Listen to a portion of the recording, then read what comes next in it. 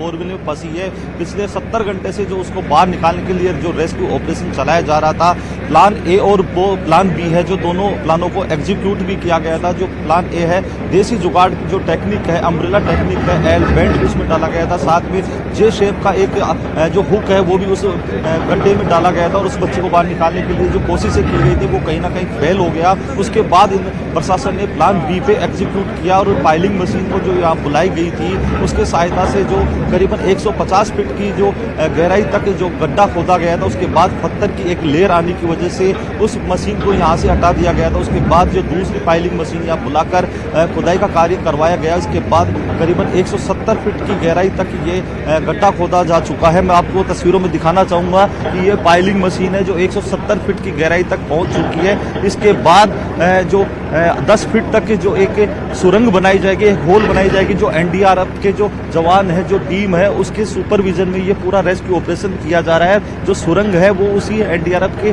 Team के supervision में होगी। इसके लिए 3 टीमें बनाई गई है। आप तस्वीरों में देख सकते हैं एनडीआरएफ की टीम के जो मेंबर है वो अलर्ट है, तैयार है। जैसे ही ये 170 फीट की खुदाई वाला जो कार्य है पूरा हो जाएगा, क्योंकि अभी भी 2 से 3 फीट की खुदाई का कार्य बाकी है। उसके बाद जब ये कार्य पूरा कंप्लीट हो जाएगा और जो लेयर है वो पत्थर की जो लेयर है उसकी खुदाई जब पूरी हो जाएगी, उसके बाद ड्रेसिंग की जाएगी इस गड्ढे की। उसके बाद जो एनडीआरएफ टीम की जो 3 टीमें जो गठित की गई है, बारी बारी से जो एक्सपर्ट टीम के जो मेंबर हैं वो उस गड्ढे में उतरेंगे। नीचे उतरकर एक 10 फीट तक जो लंबा एक होल तैयार करेंगे जो मैनुअली होगा, क्योंकि नीचे जमीन में मिट्टी होने की वजह से मिट्टी गिरने का खतरा भी रहता है। साथ ही जो गड्ढे में काफ़ी गहराई गड्ढा होने की वजह से जो ऑक्सीजन की कमी भी रहती है और कहीं ना कहीं तापमान की अधिकता होने की वजह से जो परेशानी उत्पन्न ना हो, इसलिए जो मैनुअली बच्ची को सुरक्षित निकालने के लिए जो प्रयास है तो मैनुअली उस गड्ढे को खोदा जाएगा। उसके बाद बच्ची को रेस्क्यू कर बाहर निकाला जाएगा। लेकिन जिस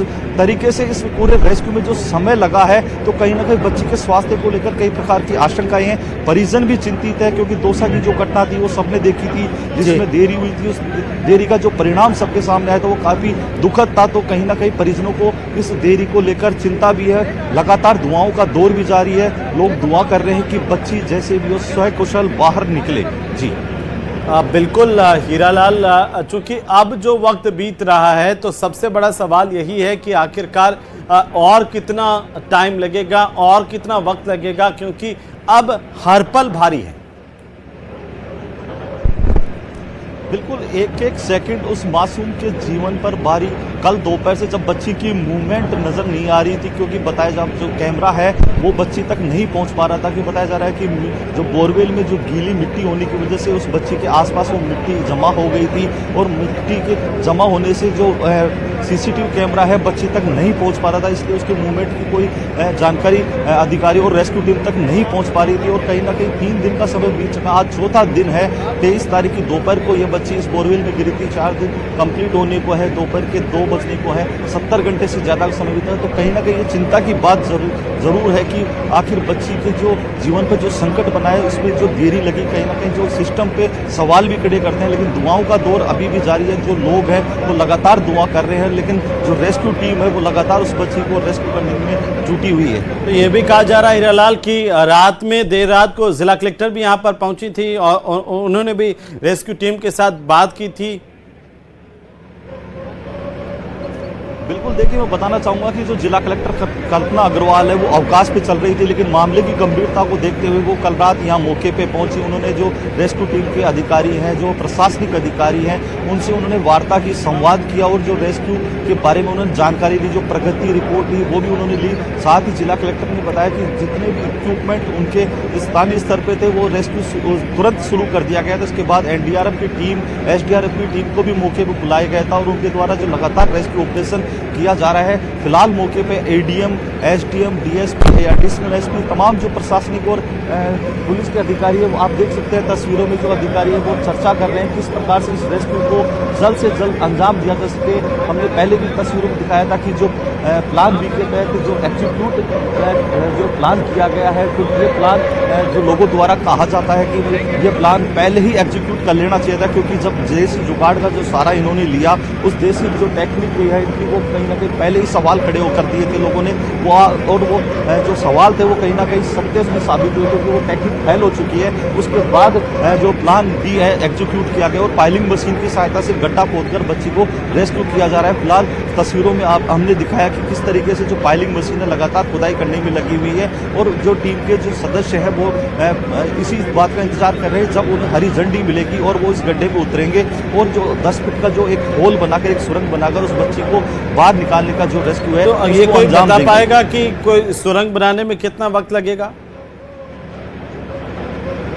जी बिल्कुल, हमने एक्सपर्ट से बात की थी तो उनका कहना है कि जब ये 170 फीट की गहराई का कार्य पूरा हो जाएगा, ड्रेसिंग का कार्य पूरा हो जाएगा, उसके बाद एक्सपर्ट है जो वो नीचे उतरेंगे और 10 फीट की जो खुदाई होगी उसमें क्योंकि रिंग डाल के और मिट्टी का ढहने के डर होने की वजह से उसको मैनुअली धीरे धीरे और इसके चलते जो एक रेड टीम जो है उसको भी यहाँ बुलाई गई है, जो उत्तराखंड से ये टीम है जो उसको बुलाई गई है, रेड माइनर टीम उसका नाम है जिसको ये बुलाया गया है। और ये जो चूहा पद्धति है, जैसे चूहा किसी चीज़ को कुतरता है धीरे धीरे, उसी प्रकार से ये जो टीम है जो मिट्टी को धीरे धीरे हटाती है, हाथों से छीनने से, हथौड़े से उस मिट्टी को आसपास का जो भी एरिया उसको हटाती है और उस टनल को तैयार करती है। तो कहीं ना कहीं उस टीम को भी यहाँ बुलाया गया है। तो इस पूरी प्रक्रिया में 5 से 6 घंटे का समय लग जाता है। तो कहा जा सकता है कि अभी जो काफ़ी समय, क्योंकि समय के बारे में हमने अधिकारी से पूछा था और समय की निश्चितता तो उनके पास भी नहीं है, तो कहा जा सकता है कि अभी 7 से 8 घंटे इस पूरे रेस्क्यू में और लगेंगे।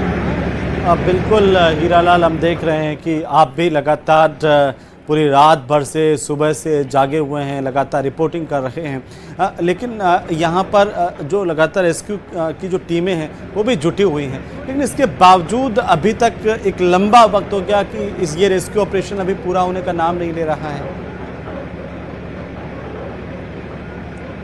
एक बार अपना सवाल सर फिर से दोहराएं। जी हीरालाल, मैं कह रहा हूं कि क्या वजह है कि आखिरकार और ज्यादा वक्त लगता जा रहा है? पहले ये सामने आ रहा था कि हो सकता है एक दिन के बाद बच्ची को निकाल लेंगे, दूसरा दिन भी बीता, तीसरा दिन भी, आज चौथा दिन भी लगता है कि शाम हो जाएगी इस पूरे मामले में।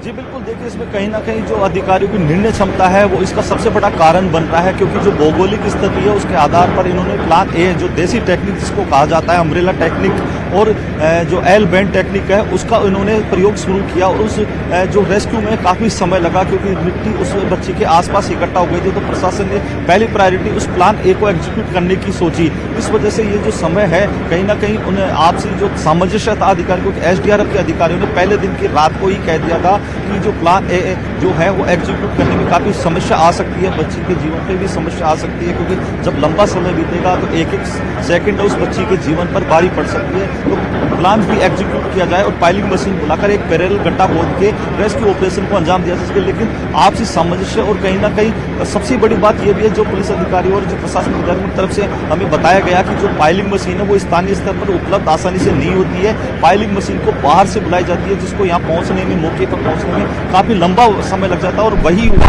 कि पाइलिंग मशीन, एक पाइलिंग मशीन को हरियाणा से बुलाया गया, दूसरी पाइलिंग मशीन को दूदू से बुलाया गया। करीबन 200 से 250 किलोमीटर दूर से जब कोई पाइलिंग मशीन, कोई भारी मशीन होती है तो कहीं ना कहीं ट्रांसपोर्टेशन में भी उसको वहाँ पहुँचने में काफ़ी समस्याओं का सामना करना पड़ता। तो एक कारण ये भी है कि पाइलिंग मशीन जब यहाँ पहुँची तो काफ़ी लंबा समय बीत चुका था, लेकिन जैसे ही पाइलिंग मशीन यहाँ पहुँची और जिस प्रकार से हमने दौसा की घटना में देखा था कि पहली पाइलिंग मशीन रेस्क्यू किया जा रहा था वो खराब हो गई थी, उसके बाद दूसरी पाइलिंग मशीन को बनाने में 5 से 6 घंटे का अतिरिक्त समय लगा था। तो यहाँ प्रशासन ने उस घटना से सबक लेते हुए दूसरी पाइलिंग मशीन को बैकअप के रूप में पहले ही मंगा लिया था।